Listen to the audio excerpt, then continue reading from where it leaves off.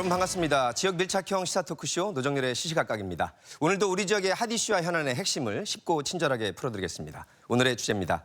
요즘에 코로나19 다음으로 가장 뜨거운 이슈가 아닐까 싶습니다. 지난 6월 17일 정부에서 고강도 부동산 대책을 내놓았습니다. 이른바 6.17 부동산 대책인데요.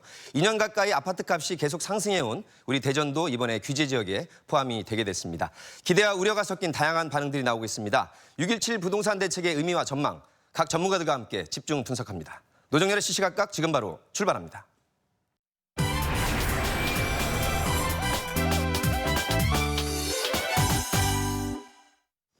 네, 정부에서 고강도 부동산 대책, 6.17 대책을 내놓은 지 열흘이 지나가고 있습니다. 이런저런 변화들이 부동산 시장에서 감지가 되고 있는데요. 우리 지역에 어떤 영향들을 미칠지, 또 우리는 어떤 대응을 하는 것이 좋을지 이분들과 함께 집중 토론해 보겠습니다. 모건대 금융보험부동산학과의 정재호 교수와 함께합니다. 예, 안녕하세요. 반갑습니다. 대전경실련 이광진 기획위원장과 함께합니다. 안녕하십니까. 반갑습니다. 공인중개사협회 대전지부 서용원 지부장과 함께합니다. 예, 안녕하십니까. 세 분의 귀한 말씀 듣기로 하고요. 먼저 관련 주제와 관련해서 여러분들의 이해를 돕기 위해 영상으로 안내해드리겠습니다.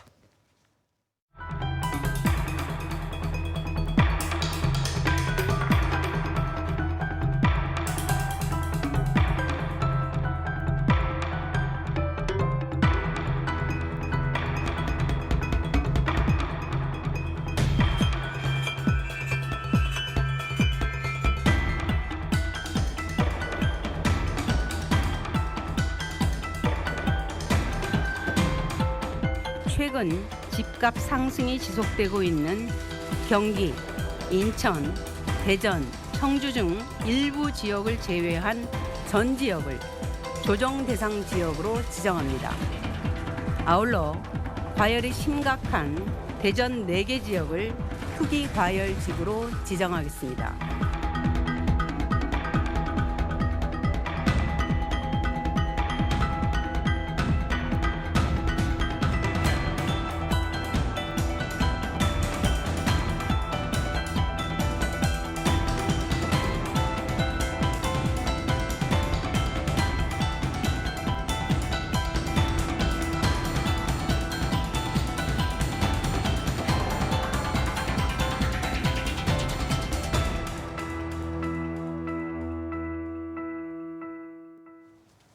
네, 관련 영상에서 저희가 오늘 토론에서 다룰 주제들이 다 담겨져 있는데요. 일단 열흘 정도 지났는데 아직 판단을 확정하기에는 이른 감이 있지만 이런저런 움직임은 감지되고 있습니다. 대책 발표 이후에도 집값이 올랐다는 이런 또 평가가 있었고 다소 지역에 따라서는 둔화되는 폭도 있었다. 이런 평가도 있었습니다. 시장에서 직접 체감하는 변화들이 어떨지 서 지부장님부터 먼저 짚어주신다면요. 예. 6월 17일 날 이제 정부 정책이 발표가 됐는데 예상위로 이번에 좀 강도가 좀 높게 나타났죠. 대전 지역 같은 경우는 그동안에 여러 21번째 이제 정책을 발표하면서 항상 대전은 예의로 빠졌었는데 예. 이번에 저희들이 예상하기로는 조정 지역 정도는 불가피하게 들어올 거다라고 생각했는데 투기 과열 지구까지 들어올 것까지는 사실 저희들도 예상을 못했습니다. 그래서 조정 지역하고 투기 과열 지역하고 이중 규제가 되다 보니까 시장의 반응은 상당히 전에보다 상당히 긴장하는 분위기는 역력하게 확실히 나타나고 있고요. 당일날 발표하는 날하고 그 다음 날까지는 정신이 없었습니다. 그래서 급매물 내놓으려고 하시는 분들이 현장에서 보면 뭐 마이너스 5천, 시중가격보다 5천에서 10, 또 크게는 또 1억까지도 하락해서 내놓는 분들이 많았었고요. 그 내놓는 분들이 대부분 보면 대전에 거주하고 있는 분들보다 유지인들이 예. 전문적인 어떤 그 이제 부동산 투자를 했던 분들은 이거에 대한 투기 과열 지역에 대한 영향이 앞으로 어떻게 나타날 건가 알기 때문에 그분들은 마이너스 5천 이렇게 해서 급격히 내놨던 부분이고요. 지금은 이제 그래서 거래 자체가 많이 이제 둔화됐고 거기에 대한 벌써 또 내성이 어느 정도 생겼기 때문에 지금 거래 절벽이라고 보시면 될 것 같습니다. 현장이 지금. 특히 그렇군요. 정비구역 같은 경우에는 뭐 거의 앞으로 이제 다루겠지만 거래가 지금 없는 실정입니다. 예. 이 기획위원장님도 열흘간의 변화 어떻게 보시는지요? 뭐 큰 변화는 없었다. 그러니까 발표하면서 하루 이틀 정도는 좀 이렇게 위기의식을 느꼈다랄까요, 좀 전에 그분들이. 들은 거죠. 그렇죠. 그래서 이제 내놨던 것들인데 실제 거래들은 거의 형성되지 않았고요.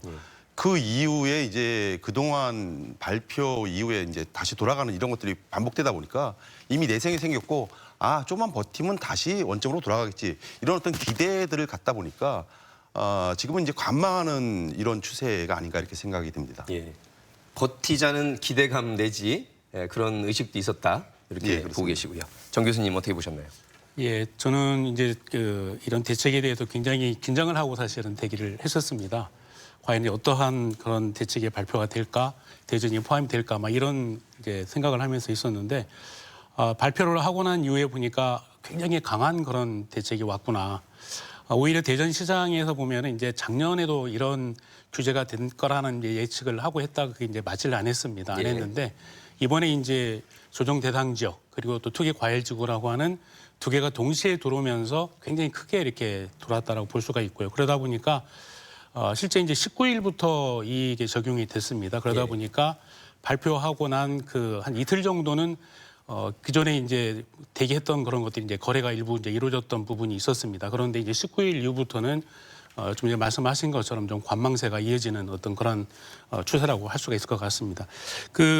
한국감정원에서 발표한 그런 자료를 보면요, 주간마다 자료를 발표를 하는데 6월 22일 발표 기준이 가장 최근 겁니다. 예. 최근 건데 대전이 0.87% 기존의 상승에서 0.75%로 약간 낮아졌습니다. 예. 예, 그런 측면을 본다고 하면은 물론 이제 시간을 두고 봐야 되겠지만은 한 4일 정도 포함되어 있는 기간 동안에 그러한 대치가 나왔다고 하는 것은 조금은 하락될 그런 또 조정될 수 있는 가능성은 있다라고 생각이 됩니다. 예.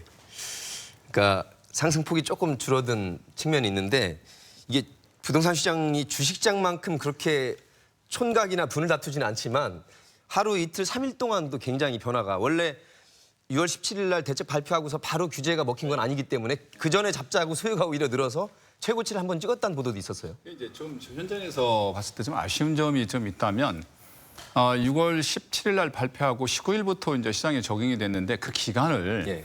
한 최소한 3개월 정도 이렇게 좀 준비 기간을 좀 줬으면 어떨까라는 생각을 좀 예, 해보거든요. 기간을. 그러면 예.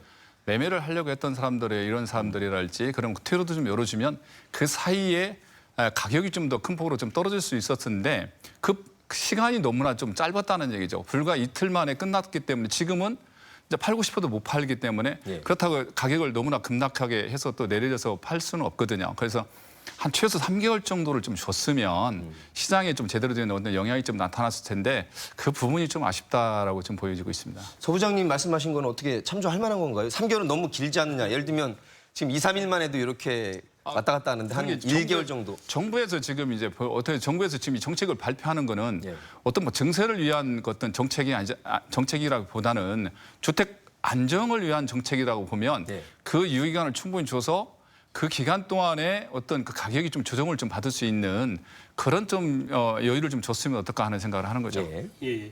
그 뭐 일부는 맞는 말씀인 것 같아요. 근데 이제 대책이라고 하는 것이 발표를 하면은 적용하기 전까지가 상당히 혼란을 가져오는 그런 시기입니다. 그래서 그걸 최소화한다는 측면에서는 저는 뭐 동의를 하고요. 그리고 실제적으로 지금 이제 적용되는 그런 그 내용들을 보면은 법을 개정을 해서 진행해야 되는 부분들이 있습니다. 예. 그래서 뭐 주택법 시행령이라든지 그리고 부동산 거래 신고법 개정이라든지 또 재건축 초과이익 환수에 관한 법률 이런 것들이 개정이 되면서 진행이 돼야 되기 때문에 시간을 너무 많이 주는 것도 사실은 좀 위험스러울 수 있다라는 생각이 됩니다. 예, 예. 저는 이제 그런 생각을 하는데요. 이게 뭐 시간을 많이 준다, 짧게 준다 이 문제는 아니다 이렇게 생각이 되어집니다. 뭐냐면은 정부가 집값을 안정시키겠다, 내리겠다 이런 확고한 어떤 철학, 이런 정책성을 가지고서 이게 일관되고 지속적으로 좀 추진이 되면은 이거 뭐 기간하고 상관이 없는 거거든요. 그런데 이것들이 계속 바뀌고 또 뭐 문제가 나오면 또 바뀌고 또 바뀌고 이 정부의 정책성의 일관성이 없다 보니까 사실 시장 자체가 혼란스러운 거죠. 예. 우리 끝에 토론 총평 중에 세 분이 강조하실 부분을 여쭤보려고 그랬는데 벌써 지금 정책 기조가 너무 들락날락했다. 그래서 그때그때 대증요법으로 21번째라고 보시는 분도 있고 23번째라고 보시는 분도 있고 크게 보면 7번째라고 보시는 분도 있어서 아무튼 이 정부 들어와서도 부동산 대책을 여러 번 내놓은 것만은 분명한 것 같습니다. 자, 6.17 부동산 대책을 일반적으로 21번째라고 했을 때 3년 반 동안에 벌써 이렇게 21번째 나온 이유가 무엇인지 뭔가 정책 목표는 있었을 것 같은데 어떤 것을 정책 목표로 잡았을까요? 6.17 대책. 정 교수님. 이번에 대책을 발표할 때 가장 큰 타이틀이 주택시장 안정을 위한 관리 방안입니다. 주택시장 안정은 늘 정책 목표인데요. 그러니까 안정이라고 하는 것이 높았을 때는 낮추려고 하는 거고 또 낮았을 때는 높이려고 하는 어떤 그런 의미라고 해석이 되지만 지금 현재는 가격이 너무 급등하기 때문에 이제 그러한 부분에 대해서 이제 과거에 얘기했던 이제 핀셋 규제라고 하죠. 그래서 핀셋 규제를 하다 보니까 문제가 되니까 이번에 이제 주요한 그런 대책 중 하나가 아까 저희가 봤던 것처럼 이제 비규제 지역을 규제 지역으로 확대시키는 그게 첫 번째 있었던 거고요. 그래서 이제 이번에 저희가 확장되면서 이제 대전과 또 청주가 포함이 되지 않습니까? 그리고 이번 대책의 사실은 중요한 부분은 실제 이제 실거주 요건을 강화했습니다. 예. 그래서 이제 기존에 이제 가장 문제가 됐던 그런 갭 투자를 차단하겠다. 그리고 한편으로는 이제 실수요자를 보호하겠다라고 하는 측면들이 강하다고 할 수가 있습니다. 예. 고강도 부동산 대책 21번째 나온 것인데 우리 정 교수님이 전체적인 것은 짚어주셨는데 특히 두 분께서 생각하시는 6.17 대책의 핵심 어떤 걸 강조했다고 보시는지. 뭐 저도 마찬가지인데요. 일단 홍남기 부총리가 말씀하셨던 거 보면은 투기 근절시키겠다. 예. 실수요자 보호하겠다. 뭐 이것들이 이제 기조가 됐던 것 같아요. 그래서 하나는 어떻게든 지구 지정과 관련해서 이것들을 대폭 확대한 게 있고, 그다음에 각종 대출을 규제함으로써 실수요자들이 주택시장에 접근할 수 있도록 이렇게 한 것들이고, 그러면서 이제 재건축이나 재개발 등과 관련해서 그 규제를 좀 강화하겠다는 이런 내용이 좀 첨가되는 그 정도 수준에서 이번에 발표된 것이 아닌가 이렇게 생각됩니다. 투기를 막겠다, 실수요자 위주로 정책을 펴겠다. 이것도 거의 정책 목표가 같은 건데 왜 이렇게 20번째 넘게 흘러왔을까 계속 고개를 갸우뚱하게 됩니다. 이제 현장에서 보면 그 부분에 대해서 이제 정부 정책에 대해서 이제 믿지 못하는 사람들이 많죠. 이제는 너무 발표를 자주 하고 하다 보니까 현장에서 이제 거기에 대한 이미 이제 내성이 생겼습니다. 사실. 그리고 정부에서 정말 부동산을 잡으려고 규제를 통해서 잡는 건 한계가 있다라고 보거든요. 또한 정부에서 정말 주택 안정화를 위해서 핀셋 규제를 들었는가라는 게 대해서 한 번 정도 깊게 생각해볼 필요가 있다. 현장에서 실제로 지금 그 고객들 말씀을 들어보면 정말 중세를 위한 규제 정책이 아니었냐라고 반문을 하시는 분들이 많습니다. 왜냐하면 정책이 발표할 때마다 가격이 따라 올랐거든요. 그건 아까 정 교수님 말씀하신 핀셋 규제라는 거를 역대 그게 오히려 정부 정책이 시장에서 보면 올해 부동산 가격을 풍선 효과를 더 유발하는 그런 영향이 많았는데 네. 그 정책을 지금도 계속 쓰고 있다는 게 좀 상당히 아이러니한 부분이 아닌가 보고요. 이번 정책 같은 경우에는 크게 이번에도 또 규제 일변도거든요.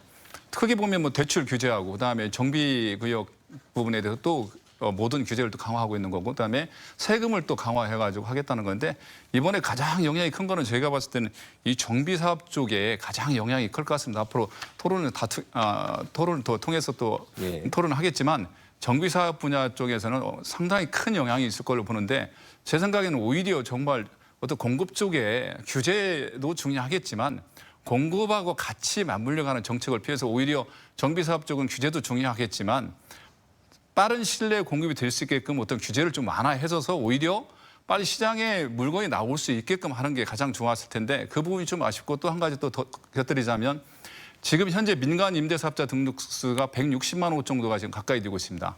근데 그 물건이 시장에 나올 수 있게끔 정부에서 정책을 같이 좀 병행을 해줬어야 하는데 그 물건이 시장에 나올 수 없는 정책을 피면서 부동산 가격을 안정화하겠다라는 정책은 저희 시장 현장에서 봤을 때는 그 부분을 정말 참 납득하기 힘든 부분이다라고 보고 있습니다. 예. 규제 일변도보다는 공급 쪽도 분명히 같이 감안을 하는 된다는 정책이 거죠. 필요하다고 예, 예. 말씀을 해주셨고요.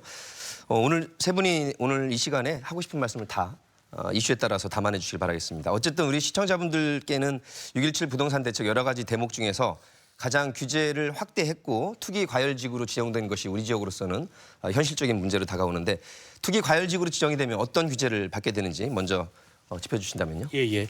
가장 큰 것은 이제 대출에 대한 그 규제입니다. 그래서 실질적으로 이제 2주택자 이상인 다주택자는 주택담보대출 자체가 안 된다라고 보시면 되겠고요. 예. 그리고 1주택자인 경우에도 약간의 어떤 예외 규정이 있지만은 1주택자도 사실은 대출이 원칙적으로는 안 된다라고 그렇게 볼 수가 있습니다. 예. 그리고 이제 조정 대상 지역하고 이제 투기 과열 지역은 약간 다른데요.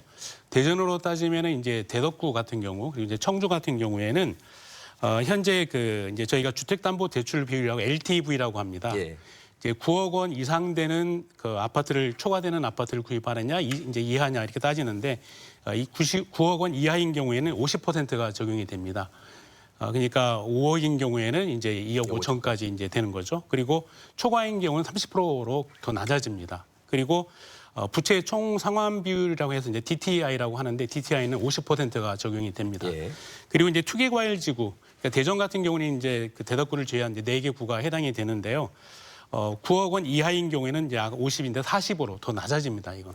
그리고 이제 초과인 경우에는 20%밖에 대제를 못 하고요. 그리고 이제 대전에는 사실은 그런 고가 아파트가 이제 사실은 드물고 없겠 수도 있겠지만은 15억 원이 초과이 되는 경우에는 전혀 대제를 안 씁니다. 예. 그래서 이러한 그 대출 규제가 가장 크다고 할 수가 있고요. 그리고 또 하나 중요한 부분이 이제 청약 규제에 대한 요건이 강화가 됩니다. 기존보다. 예. 그리고 이제 투기과열지구 같은 경우에는 아까 이제 잠깐 나왔지만은 이제 재건축 개발하는 그러한 부분에서 규제가 되는데요. 이제 재건축 조합원 지위에 대한 양도 금지라든지 또 정비사업 분양 5년간의 재당첨 제한이라든지 이러한 규제가 가장 크다고 할 수 있는데 이번 대책 같은 경우에는 기존의 규제보다도 더 강하게 이제 추진을 합니다. 그러니까 기존 같은 경우에는 지금 이제 3억 원 초과되는 그런 주택을 구할 때만 이제 자금 조달 계획서를 작성을 해야 됐는데 이번에는 이제 어떻게 추진을 하냐면 모든 주택을 거래하는 거에 대해서 자금 조달 계획서를 제출해야 됩니다. 예. 그리고 투기과열지구 같은 경우에는 그거에다가 더불어서 증빙 자료까지 제출을 해야 됩니다. 이거는 이제 바로 시행되는 건 아니고 이제 부동산 거래 신고법 시행령이 개정되는 아마 9월 정도로 예상을 하고 있다. 그래서 이번 대책이 이제 이 이외에도 저희들이 토론을 하겠지만은 기존의 규제보다도 더 강하게 추진하겠다라고 하는데 저는 큰 의미가 있다라고 생각이 됩니다. 그래서 고강도 부동산 대책이라는 별명이 따르고 있는데 지금 정 교수님 짚어주신 내용에 따르면 어쨌든 심리적으로는 확실히 대출 규제를 통해서 좀 잡겠다는 의미로 다가오긴 하는데 일반적으로 이게 효과가 미칠지 또 실소주의 입장에서는 이런 걸 어떻게 받아들일지 그 두 가지가 좀 궁금해지네요. 글쎄요, 그 규제 중심의 어떤 대책이 발표됐고 다른 때에 비해서 좀 고강도인 것은 분명합니다. 그런데 문제는 예. 왜 집값이 오르고 있냐 이 부분에 대해서 사실은 그 짚어내야 되는데 먼저 왜 오르는지를 짚어야 된다. 그렇죠. 근데 그 부분은 그냥 놔두고서 다른 일반적인 대출 쪽을 가지고 규제를 가지고 이 문제를 해결하겠다. 이것은 큰 효과를 내지 못할 것이다. 예. 좀 이런 좀 생각이 들고요. 그동안 사실 문제를 해결하려면 왜 집값이 오르는지 여기에 대해서 해법을 찾아야 돼요. 근데 이 부분 그냥 놔두고서 불로소득을 통해서 개인들한테 넘어가는 이 부분만 차단하겠다는 거거든요. 그럼 이 부분이 차단됐으면 이 불로소득이 없어지냐. 불로소득은 그대로 남게 되는 거거든요. 그럼 누군가가 이 불로소득을 차지하게 되는데 개인들이 가져가는 것들은 차단되는데 기업이나 법인들이 가져가는 것들은 일정 정도 남아있단 말이에요. 여기에 대한 이제 어떤 소외의식, 불만 이런 것들이 실질적으로 실수요자 층에서 나오는 거죠. 지금 말씀하신 거 개인과 이 법인이 다르게 적용되는 것이 문제점 중에 하나다. 예. 이렇게 말씀하시는 겁니다. 그러다 보니까 이제 일반 실수요자들은 이제 그런 말씀을 하십니다. 나는 실수요자다.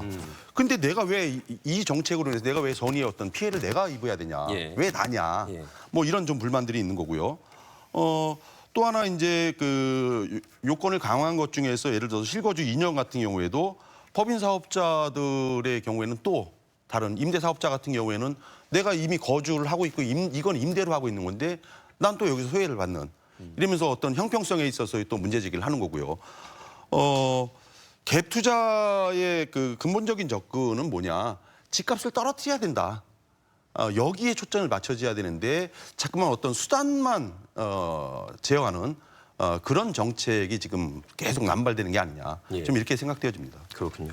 처장님 말씀하신 거에서 사실은 이번 대책에 이제 포함된 부분이 법인의 투기도 사실은 막자라는 부분이 포함이 돼 있습니다. 그래서 아까 말씀하신 이제 그 법인 같은 경우에는 종합부동산세에 이제 그 6억 원에 대한 공제 같은 걸 적용하지 않는 거라든지요. 그리고 대출 같은 걸 안 해준다든지 그래서 이번에 그 일부 포함된 부분이 바로 이제 법인의 투기 부분에 대해서 좀 어느 정도의 대책은 있다라는 그런 말씀을 드릴 수 그 있고요. 전에는 이 법인에 관한 부분들은 포함이 없었습니다. 없었다가 예, 예. 그러다 보니까 일부가 포함된 예, 예. 야, 그것도 일부가 예, 포함돼 그러다 보니까 이제 법인들이 이제 개인이 투자하려고 하는 부분을 이제 법인으로 돌려서 이제 투기를 하는 그런 부분들이 어떤 시장의 교란을 가져온다는 인지를 했습니다, 정부가. 그래서 이제 그런 부분에 대해서 대책을 발표를 한 거라고 할 수가 있고요. 그리고 이제 임대사업자 같은 경우도 이제 원칙적으로 이제 주택담보대출이 이제 금지가 되고요. 이제 이런 문제. 근데 어쨌든 뭐 말씀하셨지만 여러 가지 그런 내용들이 과연 이제 실수요자하고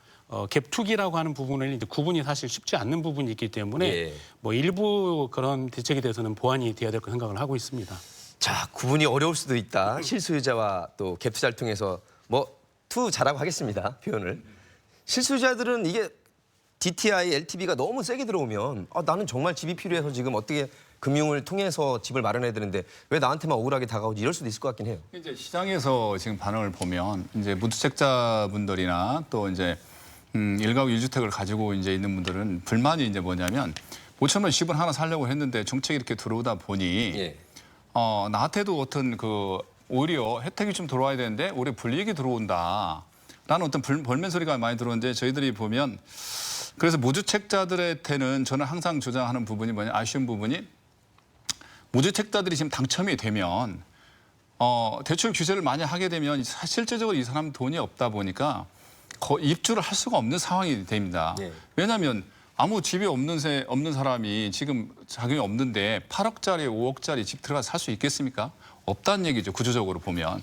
그래서 저의 생각에는 오히려 그 사람들한테는 규제보다는 오히려 그 사람들이 그 집에 입주를 해서 정상적으로 거주를 할 수 있도록 정책적으로 어떤 금융이라든지 세제랄지 이런 거 지원을 해줘서 그분들이 실제로 현장에 그 집에 거주를 할 수 있게끔 해줘야 된다는 얘기거든요. 행정적으로 실제 파악하는 게 어려운가요? 그렇지는 않다고 보는 거죠. 뜻만 있다면 가능하다는. 뜻만 있다면 얼마든지 가능한데 똑같은 잣대를 보면 그 사람들이 거기에 자금력이 부족하다 보니까 그거를 팔 수밖에 없는 구조죠. 그러면 그걸 돈이 있는 사람들이 그걸 싹그리를 하는 거죠. 예. 그걸 4개, 5개, 10개 심지어 20개까지 이렇게 사는 사람들이 싹그리를 하면 그 사람들은 결국에 나중에 싼 값에 팔고 나중에 그걸 살려면 비싼 가격에 살 수밖에 없는 그런 구조가 돼 있다는 얘기죠. 예. 그러니까 그런 부분에서 아까 이제 우리 보면 부동산 가격이 왜 올랐냐라고 보면 어떤 그런 그 갭 투자들의 어떤 그 집중적인 어떤 투자가 상당히 영향이 있었다. 그 부분이 일정 부분. 그리고 예. 또한 유동 자금이 지금 갈 곳이 없다라는 게 문제점이죠.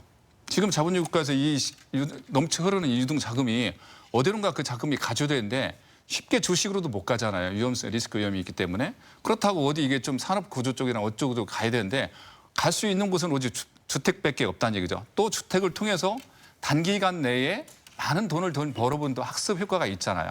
그러다 보면 그 돈이 다른 곳을 못 가고 계속 부동산 시장에 지금 투자를 하는 경향이 있다 보니까 예. 이 부동산 가격이 오를 수밖에 없는 구조가 지금 돼 있는 거죠. 그래서 정부에서 거기다 또 핀셋 규제라는 걸 가지고 이쪽 지역 묶으면 규제 지역이 벗어난 지역으로 가면 가격이 올라가지 않습니까? 예. 지금도 대전, 청주 묶으니까 어디로 갑니까? 천안, 아산 쪽이 지금 가격이 지금 상승하고 있지 않습니까? 그런 거를 제가 이렇게 종합적으로 봤을 때는 이 핀셋 규제라는 이 정책은 정말 실패한 정책이 아닌가. 지금이라도 빨리 이거 어떤 그 정책의 변화를 좀 줘야 되지 않나 저는 그렇게 생각하고 있습니다. 예, 핀셋이라는 말씀도 많이 들어보셨을 거고 이따 주제로 다루게 될 풍선 효과도 저희 토론 안에 담아보도록 하겠습니다.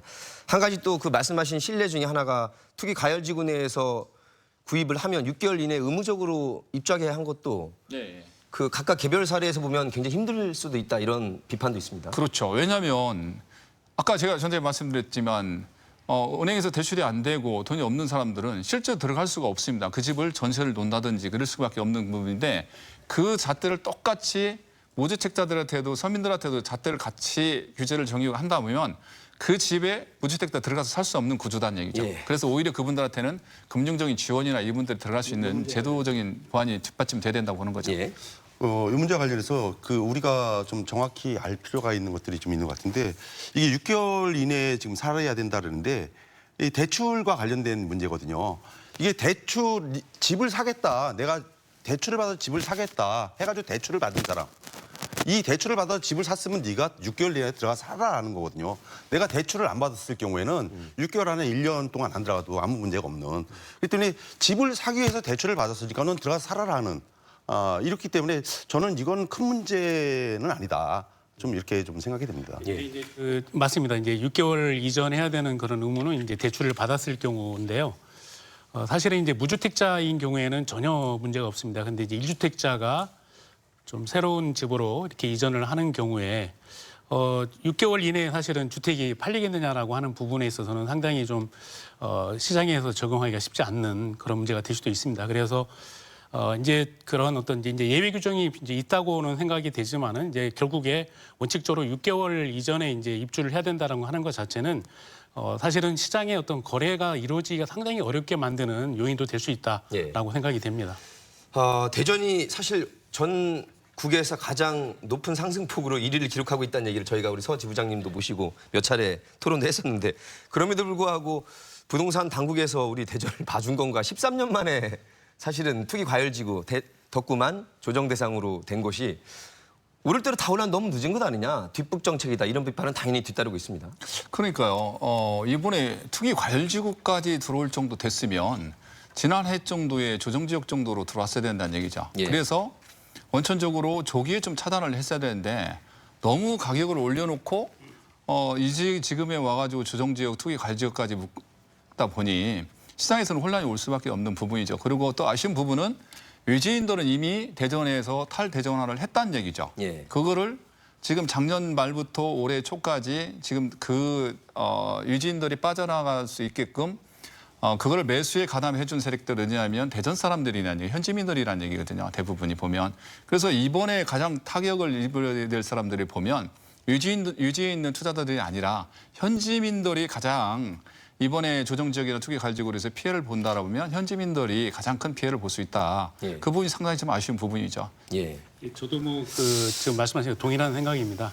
사실은 대전에 이렇게 갑작스러운 그런 무게감 있는 대책이 바로 들어오는 것보다는 어느 정도 완충할 수 있는 그러한 게 오고 그리고 이제 그래도 시장이 안 잡혔을 경우에는 이제 더 높은 강도의 대책이 들어오는 게 맞는데 대전 같은 경우 이제 작년에도 저희가 이제 대책이 될 거다, 규제가 될 거다라고 했는데 안 한 이유가 있을 것 같아요. 첫째는 저희가 이제 재작년만 해도 이제 대전이 좀 저평가돼 있다라는 그런 얘기들을 했습니다. 그리고 이제 서울 수도권이 아니고 이제 지역이기 때문에 또 지역 경기라든지 이런 것들을 감안해서 아마 바로 규제가 들어오기 어렵을까라는 생각을 해보고요. 그리고 지금 현재 정부의 기존의 그 대책에 대한 대상을 보면은 신규 아파트 분양 시장에 초점이 돼 있습니다. 그러니까 조정 대상 지역이라고 하는 것 자체가 원래는 이제 청약이라는 게 붙어 있다가 뗀 거지만은 기존적으로 이제 신규 분양 시장의 대상으로 삼다 보니까 대전 같은 경우에는 어떻게 보면 이제 기존 주택들이 상당히 많이 올랐습니다. 물론 이제 그 신규 분양 아파트의 이제 분양가가 올라갔던 것도 촉진이 돼 있지만은 그래서 아마 그러한 원인에 의해서 이렇게 되지 않았나라는 생각은 해봅니다. 예. 자, 갭 투자란 말 우리 경제 뉴스나 부동산 뉴스에서 가장 많이 등장하는 말일 텐데요. 이 6.17 대책의 핵심이 바로 갭 투자를 원천적으로 막아보겠다는 것인데 갭 투자가 우리나라만의 특수한 상황인지 또 이번 정책으로 갭 투자를 과연 막아낼 수 있을지 한번 짚어보도록 하겠습니다. 어떻게 보시는지요? 갭 투자 어떻게 보면 갭 투자라는 개념 자체가 우리나라에만 존재하는 게 아닌가 저는 이렇게 좀 생각을 합니다. 방식은 이런 방식입니다. 내가 집을 사는데 임대를 줍니다. 전세를 주는 거죠. 그럼 전세 자금이 지금 한 주택 가격의 70% 정도까지 나와요. 예. 그럼 그 70% 전세를 안고 그럼 내가 실질적으로 예를 들어서 1억 원의 집을 산다 그러면은 3천만 원만 마련하면 집을 살 수 있는 거죠. 근데 이걸 이제 끼고 하는 게 이제 갭 투자인데 지금은 이 방식도 넘어섭니다. 무슨 방식이냐?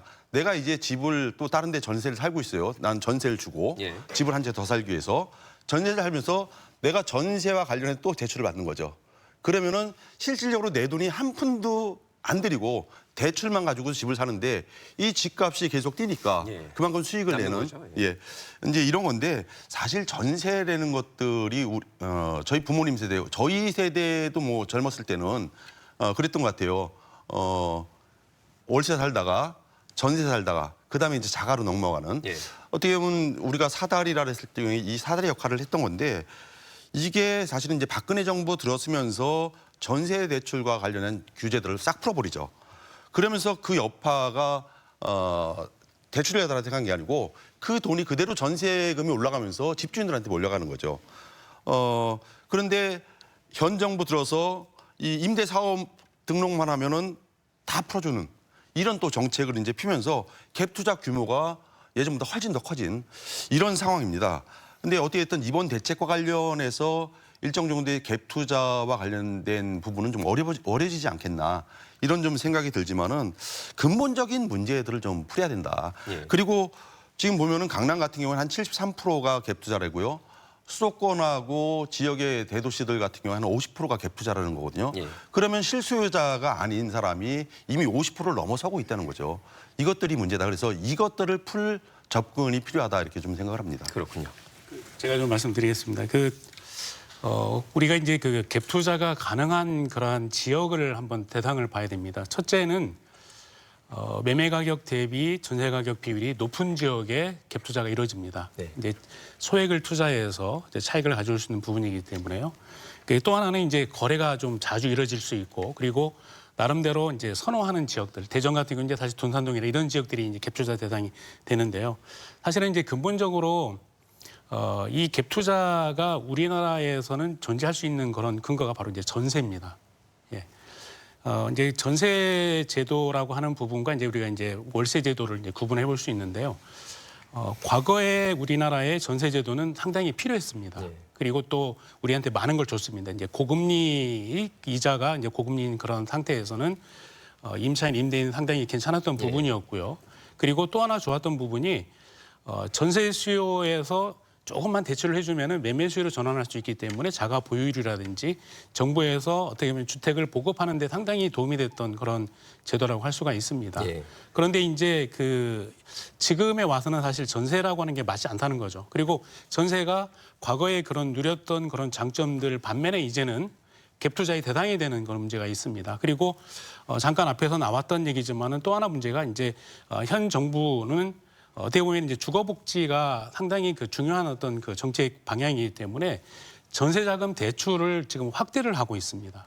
그러한 측면에서 보면 이제 어떻게 보면은 전세 제도를 좀 더 양성화하는 그런 측면으로 가기 때문에 근본적으로 지금 이러한 대책들이 갭 투자가 사라지지 않는다라고 저는 생각을 합니다. 그래서 이제 선진국 같은 경우에는 사실 전세라는 개념보다는 이제 월세 개념으로 예. 전환이 됩니다. 그래서 물론 이제 딱 그런 어떤 임대차 구조에 대한 시장 변화 하나만 가지고 되지는 않습니다. 이제 종합부동산세라든지 대출이라 여러 가지들이 이제 하면서 실제로 필요한 사람들이 실수요자들이 주택을 구입하고 만약에 주택을 구입할 그런 좀 어느 정도의 여건이 안 되는 사람들은 임대주택이라고 하는 것을 누리면서 예. 그러니까 임대주택도 이제 질적인 측면을 이제 굉장히 향상시키는 그러한 임대주택이라든지 이런 것들을 활용해서 갈 수 있는 그런 매매시장과 임대차 구조시장이 정립이 돼야지만이 이런 문제는 해결이 된다라고 저는 개인적으로 생각을 하고 있습니다. 예.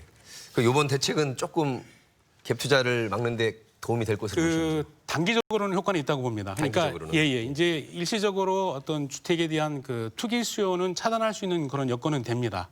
예, 대출이라든지 그리고 여러 가지 차단이 됐기 때문에 그래서 단기적으로는 효과는 있을 수 있지만은 실질적으로 시간이 흐르면은 또 이게 이제 내성이 생기고 또 다른 그런 여건들이 변화가 되고 여러 가지 다른 요건들이 이제 좋아진다든지 했을 경우에는 네. 또 이게 효과가 제대로 작동이 안 될 경우가 있기 때문에 저는 이제 근본적인 시장의 구조에 대한 변화가 필요하다는 그런 의견을 가지고 있습니다. 네.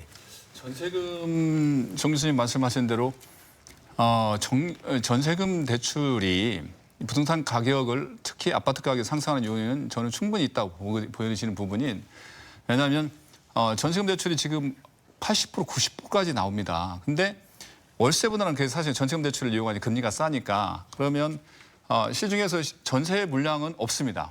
없다 보니까 갭 투자를 하려면 전세 가격을 올릴 수밖에 없는 구조거든요. 근데 은행에서 전세금 대출을 많이 해주니까 그 사람들이 임차인들이 쉽게 전세금 대출을 이용을 한다는 얘기거든요. 그러다 보니까 결과적으로는 임차인들이 없으면 전세 가격도 하락할 수밖에 없는 구조인데 전세금 대출을 이용해서 전세 들어갈 수 있는 구조가 되다 보니 임차인들은 넘친다는 얘기거든요. 그러다 보니까 전세 가격은 상승으로 올라갈 수밖에 없는 그런 구조다. 예. 그러다 보면 결국에 그게 갭 투자로 이어지더라는 얘기죠. 그래서 돈산동 같은 경우에 벌써 2, 3년 전에만 해도 둔산동 아파트 갭 투자가 들어올 때 3천만 원 가지고 갭 투자가 들어왔습니다. 그분들이 지금 얼마를 벌었냐면 가격이 올라가서 3억 4억을 벌었습니다. 3억 3천을 투자해서. 그게 바로 갭 투자의 어떤 메리트였었고 그걸 이용해서 돈을 많은 사람들이 벌었거든요. 그래서 전세금 제도에 대해서는 정수님 말씀대로 전면적으로 한번 검토가 필요하다. 지금 시점에서는. 왜냐하면 그게 오히려 갭 투자를 이용해서 오히려 부동산 가격이 상승하는 요인이 되고 모주택자들이 다음에 우선 당장은 그걸 위해서 내가 좀 어떤 그 도움은 좀 받았지만 나중에 내 집 마련을 할 때 보니까 오히려 그게 부메랑 내에서 높은 가격에 오히려 내가 그동안 혜택 받은 것보다도 배 이상으로 더 높은 가격에 아파트를 구입해야 되는 그런 부메랑 효과가 있더라는 얘기죠. 그래서 전세금 제도에 대해서 전세금 대출에 대해서는 한 번 더 검토해 볼 필요가 있다. 그리고 이 전세라는 건 그 임대인들 입장에서 보면 한 가지 또 보면 임대인들 입장에서 보면 전세 놓아가지고 아무 수익이 없지 않습니까? 이게 월세를 받아야 그 돈 가지고 생활도 하고 재산세도 내고 뭐 할 거 아닙니까? 근데 전세 받아가지고는 그 돈 은행에 넣어가지고 넣는 사람 거의 없습니다. 전세 받아갖고 은행에 과연 넣어놓고 은행에서 그 이자 금융 이자 보고 할 사람이 과연 몇 명이나 있겠습니까? 제가 볼 때 1%도 안 된다고 보거든요. 이자율이 워낙 낮으니까. 네, 이자율이 낮기 때문에 월세로 놓는 게 훨씬 낫다는 얘기거든요. 그런다가 보면 그 전세금 대출도 그다음 무이자는 아니지 않습니까? 그 이자를 낸다는 얘기거든요. 그런 세입자들 그 이자를 내면 어디로 가냐? 은행으로 들어간다는 얘기죠. 그 수입이. 예. 그 임대인에게는 아무 수익이 없습니다. 그 은행은 또 그 수입을 또 가지고 또 대출을 또 해준다는 얘기거든요. 계속 그게 돈다는 얘기죠. 그 임대인들은 그럼 뭐냐는 얘기죠. 임대인들은 세입자 전세 놓으려고 임대한 건 아니냐. 그 정부에서 그럼 임대인들한테 결과적으로 뭐냐. 나중에 임대인들은 나중에 팔아서 차액 실현하라는 얘기 몇 개 더 드리는 얘기죠. 예. 그래서 제가 봤을 때는 임대인들이 월차임으로 이렇게 받아주면 그거 가지고 시장에서 쓰고 그럼 지역사회 그 돈이 다시 환원이 되는데 전세금은 전혀 그런 역할을 못 한다는 거죠. 그래서 그 부분에 대한 재검토가 필요하다고 저도 동감하고 있습니다. 이번 대책 중에 재건축 재개발 쪽에 여파를 미칠 것도 예의주시하고 있습니다. 용문동 재개발 지역에도 어떤 영향을 미칠지 저희가 또 관심사인데 2년 이상 실거주하지 않을 경우에는 분양권 받지 못하고 현금 청산하겠다 이런 방안까지 논의되고 있지 않습니까? 이 위원장님 어떻게 보시는지. 글쎄요. 이게 이제 앞에서 저도 잠깐 이제 말씀을 드렸는데 이게 이제 개인들과 법인의 어떤 형평성에 이제 문제가 있는 것 같아요. 정부 자체가 이전에는 임대 사업 해라. 그러면서 각종 대출 다 해주고 이게 정부가 권장했거든요. 그래서 임대 사업으로 돌리고 나니까 이제 와서는 실거주 안 하면 못 주겠다. 이거는 좀 어떤 형평성에 있어서 문제가 있는 게 아니냐. 그래서 정부 자체가 이 부분 관련해서 뭐 재검토하겠다는 이런 지금 의향도 지금 미치고 있는 거고요. 예. 그래서 조금 더 지켜볼 부분이 아닌가 이렇게 좀 생각이 듭니다. 논란이 되고 있기 때문에. 그러니까 사실은 이제 왜 이제 2년 거주를 정부가 이번에 대책으로 발표했는지에 대한 부분이요. 과거에 보면은 이제 서울 같은 경우에는 이제 재건축 아파트 같은 경우 본인이 살려고 하는 개념보다는 이제 투자 내지는 이제 조금 더 가면 이제 투기까지 사실은 이제 가만히 돼 있습니다. 그러다 보니까 실제 거주라고 하는 그러한 거주 목적으로 구입할 수 있게끔 그리고 실거주 목적으로 재건축을 할 수 있게끔 방향이 바뀌어야 된다라고 하는 측면에서 이번에 이제 포함됐다라고 봅니다. 근데 예. 문제는 뭐냐면은 이게 이제 갑자기 발표를 하다 보니까 이제 기존에 이제 하지 못한 그런 분들이나 이런 분들이 이 2년 거주의 요건을 갖추기 위해서 이게 이제 계속해서 2년이 있어야 되는 건 아닙니다. 이제 부분적으로 했던 예. 것도 합산이 돼서 2년이 되는데 그러다 보니까 기존에 살고 있는 세입자들이 이제 나가야 되는 지금 사실은 문제가 생깁니다. 그래서 이제 거주 2년이라는 그런 그 목적 때문에 그 대책 때문에 세입자가 나가고 거기에 이제 들어가서 사야 되는 그런 것이 있기 때문에 이 부분도 좀 어떤 재검토가 필요한 부분이 아닌가라고 생각을 합니다. 예. 그 부분에 대해서는 저는 좀 의견을 좀 달리하는 부분이 뭐냐면요. 그 부분에 대해서 2년 거주 의무 기간에 대해서 꼭 그렇게 부정적인 그 영향만은 아니다라고 저는 봅니다. 왜냐하면 재건축 지역으로 조합 설립 인가가 떨어지기 이 단계에서부터 유지인들이 투자자들이 몰려옵니다. 왜? 입주권을 주니까 거주 의무나 이런 게 아무 조건 없이 입주권을 주기 때문에 유지인들이 대거 몰려와서 싹쓸이를 합니다. 일명. 뭐 5개, 6개 이렇게 매입을 하는데 그분들한테 5개를 사면 5개의 입주권을 가지고 있으면 5개의 청약권 다 주어졌습니다. 그러다 보니까 재건축 지역의 가격이 폭등할 수밖에 없는 그런 구조였다. 그래서 일정 부분 저는 거주의 의무 기간은 필요하다라고 보는 거거든요. 예. 근데 이번에 보면은 재건축 조합에서 지금 지휘권 양도 제한이 상당히 지금 대두가 지금 되고 있는 문제가, 그래서 전에는 입주권 상태에서 계속 거래가 됐었습니다. 근데 지금 이제 수도권 지역하고 과열지구에서 재건축 조합 지휘권 양도는 조합 설립 인가부터 소유권 이전까지 아예 양도 자체를 지금 거래를 못하게 지금 이제 위원회 규제가 들어갔고, 재개발은 조금 지금 완화가 돼 있는데 오히려 관리처분 인가부터 소유권 이전까지 이제 그 양도를 못하게 지금 돼 있기 때문에 이런 부분은 아마, 그래서 아까 제가 말씀드린 정비구역에서 가장 직격탄은 이걸 거다라고 저는 보거든요. 유지인들이 쉽게 들어올 수 없는 구조가 지금 돼 있다. 그리고 쉽게 팔 수 없는 그런 구조이기 때문에 아까 말씀드린 용문동이라든지 지금 숭어리샘이라든지 이런 지역은 지금 거래가 전혀 지금 이루어지지 못하고 있고, 조합에서도 지금 거래 자체를 지금 못하고 있는 그런 상태가 지금 되고 있습니다. 그래서 이게 시장에 어떤 영향을 줄지는 너무나 섣불리게 판단을 하기보다는 좀 더 지켜볼 필요가 있다. 저는 분명히 일정 부분 이 제도는 어떤 그 재건축 지역이나 재개발 지역의 가격 안정화에는 도움이 될 거라고 저는 판단을 하고 있습니다. 예. 그리고 다음 주제가 오늘의 핵심적인 주제 중에 하나입니다. 과연 6.17 부동산 대책이 우리 대전, 세종, 충남 부동산 시장에 어떤 영향을 미칠지 한번 짚어보고 그에 대해서 또 대응도 한번 모색을 해보도록 하겠습니다. 세종은 2016년도에 조정 대상 지역이었다가 또 2017년도에는 투기 과열 지구까지 지정이 됐었고, 벌써 풍선 효과라고 수도권에서는 파주, 김포 쪽 매수 문이 급증하고 우리 지역에서는 천안, 아산, 당진, 서산 쪽으로도 벌써 대전이 투기 과열 지구가 되면서 이쪽으로 또 풍선 효과가 나타나는 움직임이 보여지고 있습니다. 자, 이 부분 좀 집중해서 짚어주시죠. 글쎄요, 이게 여길 규제를 하다 보니까 해당 지역의 실수요자들, 그 사람들은 어떻게 보면 이제 날벼락 맞은 거죠. 예. 집 사가지고 내가 좀 이사 좀 가고 싶었는데 이제 이게 어렵게 된 거고요.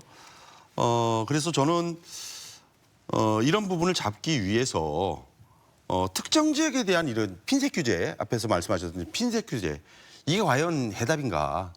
저는 이런 핀셋 규제보다는 일반적이고 좀 포괄적인 규제들이 오히려 좀 나은 게 아니냐. 오늘 계속 강조하신 부분이 바로 그 부분입니다. 예. 네. 그래서 문제는 집값을 어떻게 떨어뜨릴까가 문제거든요. 어떻게 규제할까가 문제가 아니고 정부 정책을 통해서 집값을 떨어뜨리는 게 가장 중요한데, 그런 정책과 관련해서는 뭐 내놓는 것들이 별로 없어요. 그러다 보니까 계속해서 가격은 오르고, 아무리 핀셋 규제를 해도 가격은 오르고, 우리 대전 지역만 하더라도 지금 뭐 풍선 효과로 그 주변 천안이나 이런 지역들이 뛰었다고는 하지만은 대전 지역이 그렇다고 지금 이 대책 이후에 가격이 뚝 떨어지냐? 그렇지 않거든요. 지금 관망세에 있단 말이에요. 예. 이건 뭐냐면은 조금 버티면은 정부가 뭐 새롭게 또 대책 또 내놓을까? 그 대책 나오면 또 오를까? 이런 어떤 기대를 계속 가져왔다는 거죠. 근데 이것이 뭐 1년 사이에 만들어진 게 아니고 역대 정권들을 몇 차례 정권들을 거쳐오면서 수십 번, 100차례 이상의 어떤 대책들이 나오면서 이것들이 반복됐다는 거죠. 그래서 저는 이런 대책을 통해서 문제를 해결하는 것보다는 좀 일괄적이고 포괄적인 이런 대책들을 가지고 집값을 떨어뜨리는 데 좀 초점을 맞춰야 된다. 이렇게 좀 생각을 합니다. 총평 안에 한 번 더 제가 여쭤보겠습니다. 이런 얘기가 있습니다. 이제 우리가 대책하고 이제 정책을 이제 혼용해서 사용을 하고 있지만은 지금 현 정부에는 대책은 있지만은 정책은 없다라는 그런 표현을 씁니다. 이제 우리가 이제 그 구분을 하기는 좀 어렵지만은 정책이라고 하는 것은 시장과 교감을 하는, 그러니까 시장과 이렇게 어떻게 하면 시장을 좀 어느 정도 이렇게 잘 유도하면서 가는 게 정책이고, 대책은 시장과 맞서는 거죠. 그러니까 어떻게 보면은 뭐 현 정부는 이제 투기화의 전쟁이다라는 표현을 쓸 정도로 이렇게 하고 있는데, 그래서 이제 그 현 정부에 대한 어떤 대책을 비판하는 부분도 있습니다. 아까 이제 말씀하신 다른 곳으로 이제 풍선 효과에 대한 부분은 현재의 어떤 이런 대책만 가지고 될까라는 생각을 해봅니다. 왜 그러냐면 근본적으로 유동성 문제가 가장 큰 문제입니다. 이제 경기가 좋지 않고, 그리고 이제 코로나19라고 하는 그런 것까지 하면서 정부에서 이제 자금을 많이 풀고 있습니다, 지금. 그러다 보니까 이제 부동자금이 이제 1,100조를 넘었다. 이제 그 부동자금이 갈 데가 없는 거죠. 물론 이제 뭐 다 돈이 있느냐라는 것은 아니지만은 이제 돈이 있는 사람은 돈이 있다는 거죠. 그럼 그 사람들은 그 돈을 이용해서 어떤 투자를 하려고 하는 이제 그런 부분이 있겠죠. 그러다 보니까 이제 규제가 없는 거란 비규제적으로 이제 갈 수 있는 이제 풍선 효과가 어쩔 수가 없다, 피할 수가 없는 현상일 수 있다. 그런데 다만 이제 그래서 지금 현 정부도 어떻게 보면은 그런 풍선 효과를 최소화하기 위해서 지금 이제 투기 과열지구라든지 그리고 이제 조정대상 지역을 확대를 했습니다. 근데 확대를 하면은 또 그 외 지역들이 또 이제 풍선 효과가 나타나는 거거든요. 그래서 말씀하신 것처럼 서울 같은 경우는 이제 김포, 파주 같은 데가 나타나고 있고요. 그리고 이제 이쪽 우리 충청 지역 같은 경우에는 지금 이제 천안이라든지 아산 그리고 이제 그 외 지역들이 좀 나타나고 있는데 실제적으로 제가 이제 보니까 이제 지난 그 일주간의 아파트 가격 상승률이 충청남도가 0.06%에서 0.21%로 좀 많이 상승을 했습니다. 예. 그런데 이제 그 갭 투자적인 그러한 접근에서는 같은 지역 내에서도 될 수 있는 지역이 있고 또 안 되는 지역이 있습니다. 그러나 분명히 이제 풍선 효과는 이제 가능한 부분이다라고 얘기를 할 수 있어서 상당히 이번 대책도 정부는 굉장히 고심을 하고 냈지만은 또 생각하지 못했던 또 다른 풍선 효과가 나타날 수 있는 것들을 좀 다시 한번 좀 검토를 해야 되지 않을까 생각을 합니다. 또 다른 부분에서 이제 세종시 같은 경우에는 규제 대상이 포함이 돼 있지만은 지금 이제 규제가 계속 돼 있는 상태에 있다 보니까 내성이 굉장히 강해졌습니다. 예. 그래서 오히려 세종시는 이번 대책 발표 이후에 좀 거래가 더 이루어지고 있는 그리고 가격도 좀 올라가는 그런 현상이 나타나고 있습니다. 예. 현장에서는 어떻게 느껴지시나요? 현장에서 지금 보면 아까 말씀드렸지만 세종시는 오히려 지금 이제 계속 규제가 이미 돼 있었기 때문에 또 이미 내성이 생겼습니다. 세종시는. 그리고 항상 세종시는 개발 호재가 계속 있기 때문에 세종시는 가격이 계속 올라갈 걸로 지금 보고 있습니다. 대전 같은 경우에는 이번에 생각했던 못했던 이제 투기 과열 지구까지 지정되다 보니까 그 영향이 지금 당장은 이렇게 크지 않을 것 같은데 아까 말씀드린 정부구역 쪽으로는 상당히 큰 직격탄이 되기 때문에 점진적으로는 단기적으로는 봤을 때 거래량이 상당히 급감할 걸로 지금 저희들은 예측을 하고 있습니다. 그 다음에는 그게 이제 가격으로 이어질 거라고 저는 보는데 가격이 상승할 때는 급격하게 상승을 합니다. 부동산 가격이. 그렇지만 가격이 하락한다는 거는 그만큼 누군가는 손해를 봐야 되는 입장이기 때문에 그 손해를 쉽게 그 끈을 놓지는 않습니다. 그래서 가격 하락은 완만하게 점진적으로 하락할 수밖에 없는 그런 구조가 되지 않겠나라고 저는 보고 아까 정부의 정책을 말씀하셨는데 정부 정책이 어떤 시장 정치 논리에 휩쓸려서는 저는 안 된다고 생각을 하거든요. 항상 정부의 정책이 보면 어떤 정치 논리에 따라서 정권에 따라서 이 정책이 바뀐다는 얘기거든요. 그러다 보면 국민들은 이번 정권이 바뀌면 또 될 거라고 생각을 해요. 완화될 거다. 그래서 잠깐 이 고비만 좀 넘기면 또 좋은 시절이 또 올 거라고 생각을 하거든요. 그래서 저 역시도 똑같은 말씀을 드리고 싶은데 정부의 어떤 정책이 좀 일관성이 있고 국민들이 좀 신뢰할 수 있고 믿고 갈 수 있는 정책이었으면 좋겠다라는 좀 바람이 좀 있습니다. 예. 이제 시간이 조금밖에 안 남아서 세 분께 총평 시간을 드릴 텐데 우리 이 기획위원장님께서는 강조하셨던 근본적이고 구조적인 변화 쪽을 좀 더 자세히 말씀해 주시기 바라겠습니다. 오늘 꼭 이 시간에 하고 싶었던 말씀 총평 삼아서요. 저는 이제 부동산 공화국이라고 우리가 불리는데 좀 이게 이제 투기하고 연결이 돼요. 이런 좀 오명은 좀 벗어나야 되는 거 아니냐. 이게 부동산에 투자해가지고 돈을 벌었다. 이게 사실 생산성 있는 부분이 아니거든요. 근데 전 국민이 다 이 부동산에 몰리고 있는 것 같아요. 그다음에 모든 돈들이 지금 부동산에 또 들어가고 있고 이렇게 해서는 우리 국가 미래 자체가 좀 어둡지 않나 하는 좀 생각이 들고요. 이런 것들을 막기 위해서라도 정부가 이제 결단해야 된다. 좀 이런 좀 생각이 듭니다. 한 부분은 어떻게 됐든 보유세나 이런 부분을 좀 강화할 필요가 있다고 생각되어집니다. 예. 지금 우리나라 보유세 실효율이 한 0.15% 정도 되는데 외국은 우리가 외국 이제 선진국이라고 하는 외국들 보면은 대략 1%에서 한 3% 정도 차지하고 있거든요. 그것과 더불어서 이 세율을 매기는데 기본이 되는 공시지가 이것들이 현실과 또 너무 동떨어져 있어요. 그래서 이런 부분들 좀 현실화할 필요가 있지 않나. 그리고 또 하나는 어떻게든 많은 주택들이 공급되어져야 된다. 예. 다양한 주택이 공급되어야 되는 거죠. 특히 서민주거 안정을 위한 임대주택이라든지 뭐 이런 부분이 정부가 의지를 가지고 좀 확대하는 이런 것들을 통해서 집값을 좀 안정시킬 필요가 있지 않나 생각 들고요. 마지막으로 한 말씀 드리고 싶으면 우리나라도 좀 싱가포르처럼 토지는 정부가 갖고 있고 주택만 지어가지고 분양하는 이런 제도를 좀 도입할 필요가 있다. 예, 하실 말씀이 많으시겠지만 이 정도로 하고요. 정 교수님. 예. 뭐 현 그런 그 부동산 과열을 좀 진정시키기 위해서는 저는 뭐 한 3가지 정도 방안이 있다고 봅니다. 이제 첫째는 불로소득이라고 이제 저희들이 표현을 하겠습니다만은 어떻든 개발 이익에 대해서 최대한도로 환수할 수 있는, 그래서 좀 전에 나왔던 그러한 이제 그 조세를 통해서 이제 징수할 수 있는 그런 부분이 있겠고요. 그리고 이제 또 하나는 아까도 제가 말씀드린 부분이지만 어쨌든 그 임대차 시장에 대한 구조에 대한 부분을 좀 고민을 해서 뭐 지금 당장 바꿀 수는 없습니다만은 정부가 앞으로의 임대차 구조를 이렇게 바꿔가겠다라는 그러한 어떻게 보면은 그 방향 정도만 제시해도 저는 충분히 시장을 바뀔 수 있다고 생각을 합니다. 그리고 또 하나 문제는 이제 공급 문제입니다. 근데 공급을 저희는 이제 이번에 이런 시장이 되니까 실수요자들은 무조건 새로운 주택을 구입해야 된다라는 인식을 지금 갖고 있습니다. 근데 사실은 그거는 좀 위험한 생각이라 생각을 합니다. 그래서 어떻게 보면 이제 그 본인이 가지고 있는 자금이나 본인의 어떤 여건에 따라서 임대주택도 갈 수 있는 거고요. 그리고 또 주택 구입할 수 있는 이런 어떤 것으로 선택할 수 있게끔 정부가 공급을 충분히 해야 됩니다. 특히 그 공공 임대주택이라든지 이런 주택들을 아주 원활하게 해서 선택을 할 수 있는 그러한 것을 형성해 줘야 된다라고 생각합니다. 그런데 이제 문제는 그 이번 대책이나 또 이전의 대책을 보면은 서울 수도권에는 공급 그런 계획들이 계속 나옵니다.